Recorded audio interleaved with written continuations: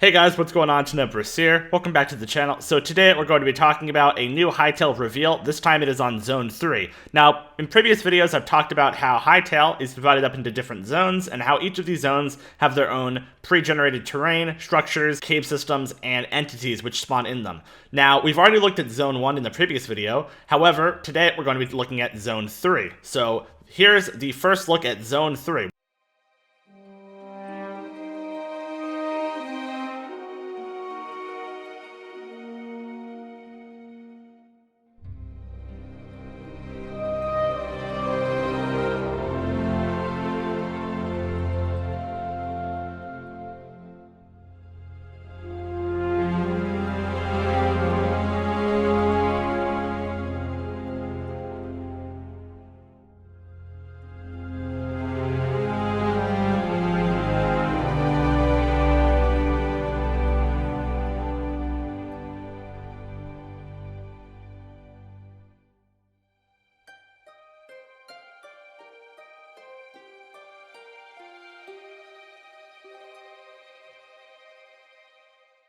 So, that was the first reveal of Zone 3, and it appears to have a snowy or wintry feel to it. So, now we're going to take a look at the trailer and kind of talk about what we see in it. Now, in this first frame, you can see, for example, there's a few things to point out here. Number one, you can see that the tree types are basically, kind of like spruce trees in Minecraft. They kind of have that type of texture to them. You can see a big mountain in the background, which looks like has a cliff face with snow below and snow on the top of it, and a wolf or a dog or a husky, or looks like a wolf, I believe, sleeping underneath a tree. And in front of the dog, there's actually looks like a ravine. In the snow, there are actually snow plants or kind of grass that has been covered by snow, which is an interesting mechanic. In this frame, you can see a polar bear standing on a rock, a village in the background to the left, which looks like it has a lot of torches on it, a ice shelf in the middle in the back with a river leading up to it, and a giant mountain looming in the background. In addition to that, there's a bunch of little shrubbery and mushrooms and rocks that appear on the shoreline, as well as some big boulders in the background. So this next frame appears to be simple at first, just showing some trees and some shrubbery on the ground, but if you look closely, you can actually see that there's acorns on the ground, which probably fall from the trees, which is a very interesting mechanic, if it does exist. This next frame, once again, doesn't seem to show anything more than just trees and rocks and some shrubbery on the ground, until you look a little closer, and you can actually see a little mouse, which is kind of scurrying by in front of the camera angle here, above the ground. This next frame appears to show the ice shelf, or the inside of the ice shelf, which was showcased in a previous frame, and I believe this might be the same one which was at the end of the river in a previous frame with the village on the left, but in this frame you can actually see that there are ice crystals kind of hanging from the ceiling, and these are different than the actual ice plants that we saw earlier. They look like they're hanging from the ceiling, and it looks like that they emit blue light. I believe that those are the things that are actually emitting the blue light. However, it could also just be the cave being iridescent, I'm not 100% sure, but you can actually see that there's a layer of snow on top, and then two different layers of ice. So there's kind of a lighter layer and a darker layer. I'm not sure how they're formed, but it looks like that one of them is under more pressure, so it's lower down than the other, but it does look like they're layered in some ways, which we can't explain at the moment. However, it does look pretty cool. So here's a look inside the cave. You can see a blue glowing mushroom, as well as some little snow rocks, and looks like some rocks that are kind of intermingling with the snow there. I'm not 100% sure what that is, but there's not much else to see here.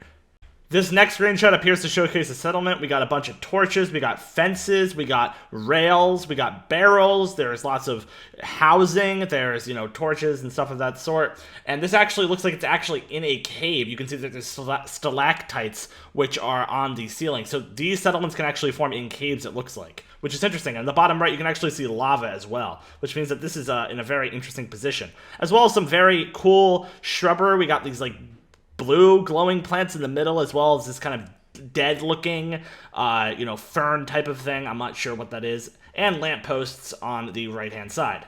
This next screenshot is also very interesting. On the bottom left, you can see an owl-like creature, I believe it is, and you can see a campfire in the middle, a bunch of torches, and a bunch of houses, which actually have a purple glow emitting from them. I'm not 100% sure what that is. And you can also see a kind of aurora borealis kind of structure. I'm not sure if that's what's intended to be here, but it does look like there's something very, very cool if you look up at the sky, as well as a crescent moon. So, now that we're done with that, let's get on to the actual blog post. Now, as you guys have already learned, Zone 3 is a wintry region comprised of forested valleys, tall mountains, and deep caves. Zone 3 is also associated with water magic, with winding rivers, snow-capped peaks, and icy glaciers. Each zone has its own wildlife, and in Zone 3, we got a little peek at some of it. For example, we have a woodpecker, and we also have a ram, which was shown being ridden in the actual original Hytale trailer. The caves are actually filled up with blue mushrooms, as we talked about before, and there's also mines which lead down into caves below. So here's a quick video of the descent down the mine. It looks like there's a rope which you can probably climb down. You can also see a cart in the back and some broken rail, as well as a lot of plant life when you go down into the cave, as expected. So here's an example of a snowy cave in Zone 3 leading into a dungeon with a skeleton creature with a bow, which looks like it's going to kill you, as well as a bunch of bones on the ground, some torches, and this is another example of how pre-generated terrain can kind of intermingle with each other and to create a really immersive experience, just like we saw in the previous thing with the cave and the mine. Now, briefly, I just wanted to show you guys this really awesome looking picture of a sunset. Now, usually Zone 3 has a very blue and gray theme to it. However, take a look at that, guys. That is the sunset, and the entire sky changes color. That is really cool looking.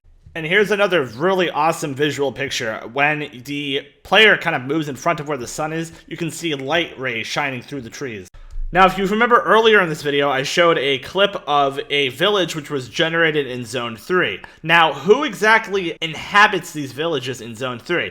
It would be the Outlanders, and I've talked about the Outlanders a little bit before in this concept art, which was actually released before. However, these are apparently a species, or an NPC species, which live in Zone 3, and they create huts and stuff of that sort, and they also succumb quite frequently to corruption and decay. So that purple light that was emitting in that one screenshot I talked about before is actually something called corruption, which apparently exists in the Outlanders villages. And there's also these pools which look like they have some sort of corrupted liquid in them. There's also corrupted fountains and a corrupted fort. And also the leader of the Outlanders is called the Shaman, and he lives in a tall building on the top left of this picture here.